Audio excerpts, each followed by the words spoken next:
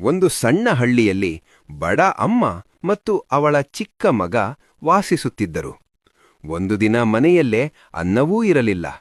ಮಗನು ಹಸಿವಿನಿಂದ ಕೇಳಿದನು, ಅಮ್ಮ, ದೇವರು ನಮಗೆ ಸಹಾಯ ಮಾಡ್ತಾನಾ? ಅಮ್ಮ ಮೃದುವಾಗಿ ನಗುತ್ತಾ ಹೇಳಿದಳು, ಮಗ, ದೇವರು ಯಾವಾಗಲೂ ನಮ್ಮ ಜೊತೆ ಇರುತ್ತಾನೆ. ನಾವು ನಂಬಿಕೆ ಕಳೆದುಕೊಳ್ಳಬಾರದು. ಅವಳು ದೇವರ ಮುಂದೆ ಕೈ ಜೋಡಿಸಿ ಪ್ರಾರ್ಥನೆ ಮಾಡಿದರು. ದೇವರೇ, ನನ್ನ ಮಗನ ಹೊಟ್ಟೆ ತುಂಬಲಿ. ಸ್ವಲ್ಪ ಸಮಯದ ನಂತರ ಬಾಗಿಲು ತಟ್ಟುವ ಶಬ್ದ ಕೇಳಿಸಿತು. ಹೊರಗೆ ಹಳ್ಳಿಯೊಬ್ಬ ಅಕ್ಕ ಅನ್ನ ಮತ್ತು ತರಕಾರಿ ಹಿಡಿದು ನಿಂತಿದ್ದಳು. ಇಂದು ಸ್ವಲ್ಪ ಹೆಚ್ಚಾಗಿ ಅಡುಗೆ ಮಾಡಿದ್ದೆ, ನಿಮಗೂ ಕೊಡಬೇಕೆನಿಸಿತು ಎಂದಳು. ಮಗನ ಕಣ್ಣುಗಳು ಹೊಳೆಯುತ್ತ ಕೇಳಿದನು, ಅಮ್ಮ, ದೇವರು ಬಂದನಾ? ಅಮ್ಮ ಸ್ಮಿತದಿಂದ ಉತ್ತರಿಸಿದಳು, ಹೌದು ಮಗ, ದೇವರು ಒಳ್ಳೆಯ ಜನರ ರೂಪದಲ್ಲಿ ಬರುತ್ತಾನೆ. ನೀತಿ, ನಂಬಿಕೆ ಇದ್ದರೆ ದೇವರು ಯಾವಾಗಲೂ ನಮ್ಮ ಜೊತೆಯಲ್ಲಿರುತ್ತಾನೆ.